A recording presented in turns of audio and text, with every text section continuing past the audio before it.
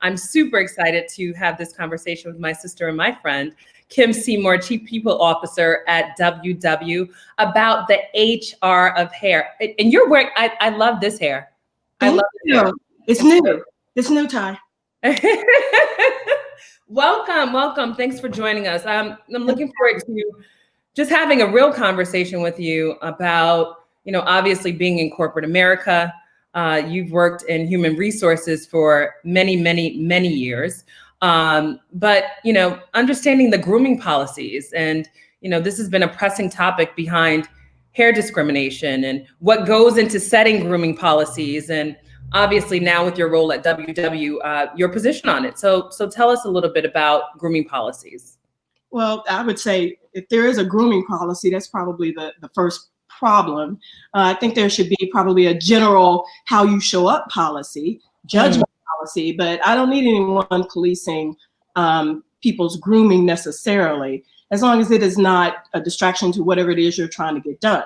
I think that's actually the issue. People use all kinds of code words to make how you wear your hair or how you dress an element of assessment of your performance. And that's just not permissible. So that's what one has to guard against, I think. Well, it's interesting though, because I think when people go into corporations, they get a HR manual that they don't necessarily read or understand, or code of conduct. Yep. Exactly, the code of conduct, all of that. But when you're faced with, in some corporations where there are grooming policies and people aren't necessarily sensitive to who we are and how we show up, what would you advise employees in that case? I am very clear about having a conversation where someone has to directly connect how I wear my hair, what I wear, to the outcomes that are being put upon me. What are the goals of the company? What is the mission of the company?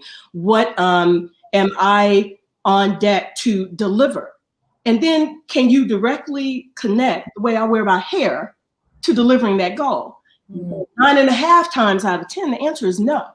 Even in things like customer service, where that type of policy is more common to have, that is not permissible in this day and age. So I would make it a point to have someone point out to me, how are you directly connecting all of these extraneous things to the mission, to the goal, to the output? Usually just having that conversation is enough to make people back off and back down. But it can be the first part of change within a corporation. I know that that's a conversation that I have had for years and years and years as it relates to just people's performance, not necessarily a policy.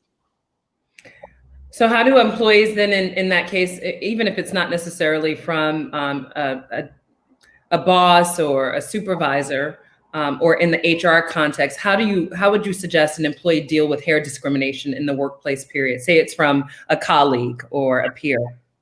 I think you have to do it in a way that's authentic to you. Depending on your relationship with that person, it really can be an opportunity to educate, right?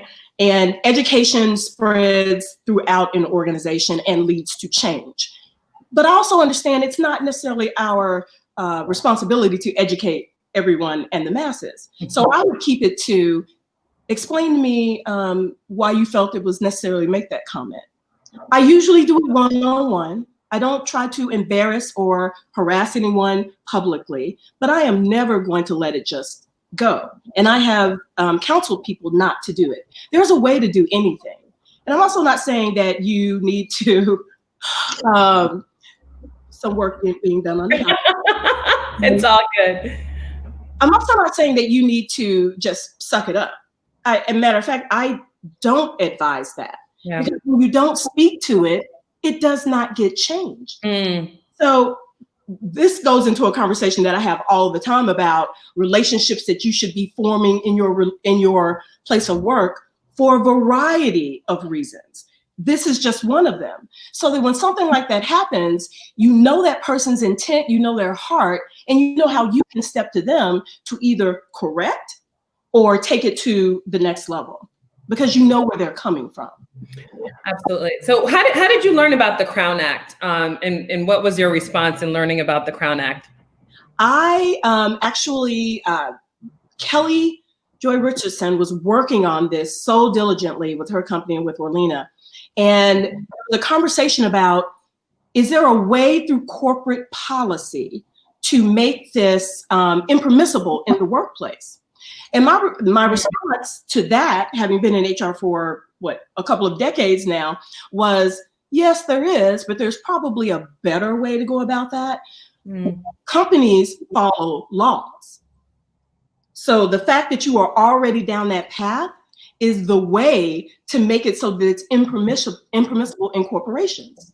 And they were already down that path, quite as you can see, successfully, to make it so that people like me inside companies have something to base all of this on, which is, please explain to me how this person's performance is directly connected to the way they choose to wear their hair.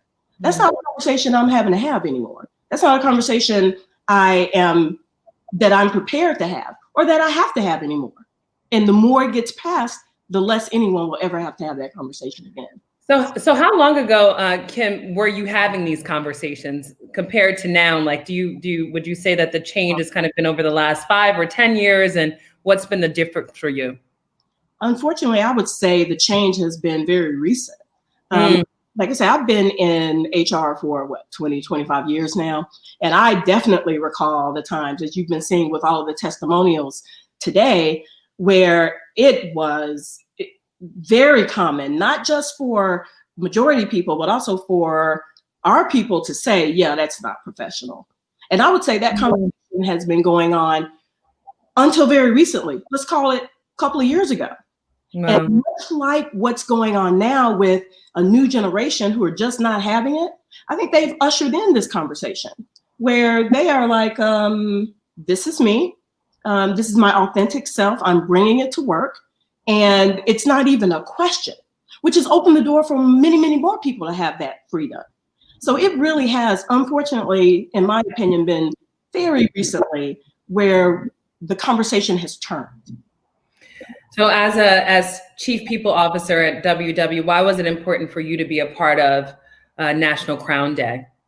I would say all of my career, I have been advocating for people to be their authentic self at work for a variety of reasons. But the most basic reason is that if you truly believe in diversity and if you truly believe in inclusion, you understand that the company does better when you have both of those things. People deliver their best work when they are not worried about having to conform to some ridiculous standard that is not directly tied to the mission at hand.